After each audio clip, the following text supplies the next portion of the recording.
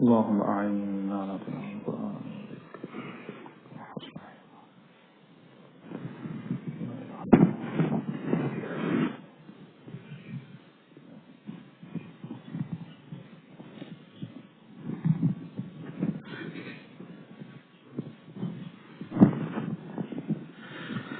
السلام عليكم ورحمة الله. بسم الله والحمد لله والصلاة والسلام على رسول الله وعلى آله وصحبه ومن والاه. Imam Azhar is feeling sick. We ask Allah subhanahu wa ta'ala to grant him shifa. And all of our brothers and sisters who are suffering from any illnesses, may Allah subhanahu wa ta'ala grant all of them a quick and complete recovery from everything that ails them. Ameen ya Rabbil Alameen. Just a brief reminder, brothers and sisters, to myself and to you. One of the most unique things about Islam, one of the most powerful things, one of the most beautiful things about Islam is the concept of brotherhood, the concept of ukhuwah between every two people who say La ilaha illallah. From the very inception of Islam, Rasulullah sallallahu alayhi wa sallam established brotherhood between the believers.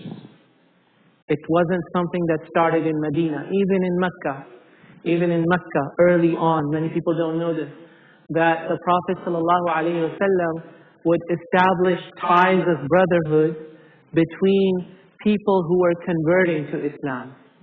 And he employed the same method when he migrated to Medina, where he established bonds of brotherhood between a Muhajir and an Ansari. And once that bond of brotherhood was established, then no matter what the differences are between me and you, and alhamdulillah, Allah subhanahu wa ta'ala is al-Khallaqul Alim. Allah loves to create, and so there is diversity in His creation. Allah is the most creative of those who create. And so He loves to create things with differences. And so He created us with differences. And within and between our differences is actually an expression of the creativity of Allah subhanahu wa ta'ala. So diversity is something that is beautiful. So yes, there are differences between us in so many different ways. There are differences between me and you and him and her. But despite all of those differences, when I say La ilaha illallah, and I mean it when I say it, and you say La ilaha illallah, and you mean it when you say it, then despite all of those differences, there is a bond that is established between me and you.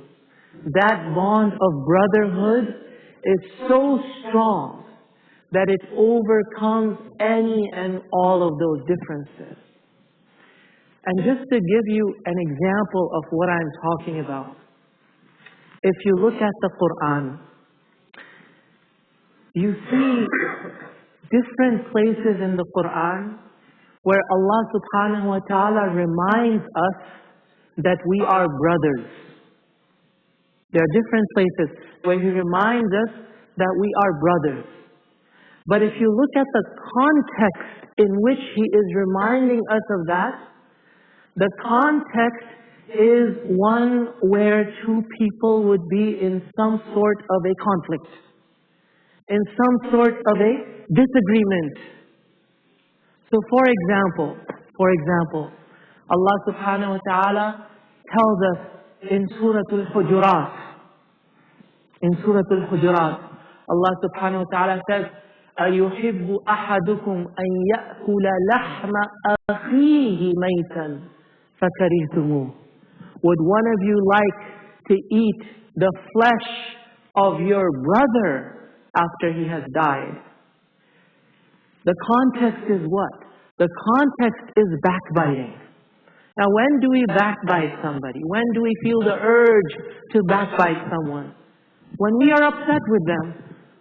when there has been some friction between me and this other person. I don't like this person. What they said, what they did, the way they behave, the way they are. And I want to backbite this person, to get it out of my system. Allah is telling us not to do that. And with that, He's telling us that's your brother. So regardless of the friction that exists between you, don't forget that is your brother in Islam. Let's look at another example in the Quran. Allah subhanahu wa ta'ala says, إِنَّمَا الْمُؤْمِنُونَ إِخْوَةٌ. All believers are brothers. إِنَّمَا الْمُؤْمِنُونَ إِخْوَةٌ. All believers are brothers. What is the context in which this ayah came? وَإِن طَائِفَتَانِ مِنَ الْمُؤْمِنِينَ اقْتَتَلُوا فَأَصْلِحُوا بَيْنَهُمَا. When you find two groups of believers fighting one another. In that context, Allah subhanahu wa ta'ala says, all believers are brothers. In other words, even when there are fights that break out between believers, between believing communities, between believing individuals, between believing nations and countries, Allah is reminding us, yes, there are differences between you that has brought you to the battleground, but that doesn't take away from the fact that you are brothers and you have rights over one another. And that's exactly what Sayyidina Ali radiallahu ta'ala anhu reminded his people of when fate, qadr of Allah Azza wa Jal, brought two groups of companions in the battlefield. One side led by Sayyidina Ali radiallahu ta'ala anhu, and the other side led by Sayyidina Muawiyah radiallahu ta'ala anhu.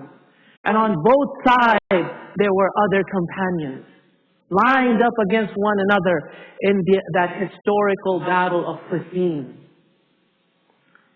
In that context, when somebody said something negative from the camp of Sayyidina Ali, somebody said something negative about the camp of Sayyidina Muawiyah, Ali radiallahu ta'ala anhu made that famous remark when he said, هَؤُلَاءِ إِخْوَتُنَا بَغَوْا عَلَيْنَا.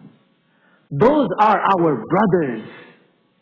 Yes, they have rebelled against us. Yes, they have done a mistake. We believe they have done a mistake, and that's why we are here to stop their rebellion. But they're still our brothers, man. They say, La ilaha illallah. They worship Allah. We're both praying to the same qibla at the same time and saying Allahu Akbar and Allahumma ighfir lana. We are brothers. Just because we have this conflict and this tension doesn't take away from the fact that we are brothers. Last example. In the Quran, in Surah Al-Baqarah, Allah subhanahu wa ta'ala says, فَمَنْ عُفِيَ لَهُ مِنْ أَخِيهِ شَيْئًا. Whoever is, how do you translate this? فَمَنْ عُفِيَ لَهُ مِنْ أَخِيهِ شَيْءٌ. That whoever is forgiven, is literally forgiven by his brother. The context here is the context of murder. In the context of murder, where you have the family of the victim, the family of the deceased, who have the right to demand qisas from the murderer. Right? They have the right, by the Quran, God-given right, to demand qisas from the murderer. So if they choose to forgive who? Forgive their brother. Can you imagine? Allah Azza wa Jal is reminding the family of the victim that this murderer who murdered your son, your brother, your sister in cold-blooded murder, if you want to forgive your brother, he's still your brother. Even in that context, Allah Azza wa Jal is reminding us of this ties of brotherhood. Now, brothers and sisters, there are duties that we have towards our brothers and sisters. And an entire khutbah can be given about what are the duties that we have towards our brothers and sisters in Islam. But just one thing that I want to remind myself and you with. One of the duties that we have towards our brothers and sisters is to make dua for them, especially when they are in need. To make dua for them when they are in need. And who are our brothers? Not just those that speak the same language that we do, or come from the same nationality that we do. Our brothers are those who say La ilaha illallah. So on a night like this, which is, the night before Friday, and a day like tomorrow, which is the day of Friday, when we are recommended to make dua, extra dua to Allah Azza wa Jal, we should take some time out to make dua for our brothers and sisters who are suffering all over the world. Imam Ahmad rahimahullah ta'ala, he was imprisoned for a long time. He had a routine. Every day, he has a list of people that he makes dua for by name. Every day. By name. One by one, by one, by one. And so, we should do something similar. Not every day, at least every Friday. Or once in a while on Friday, where we sit down and we ask Allah subhanahu wa ta'ala for relief for our brothers and sisters who are suffering in X part of the world, and Y part of the world, and Z part of the world. And name those people. Name those people who are your brothers and your sisters in Islam.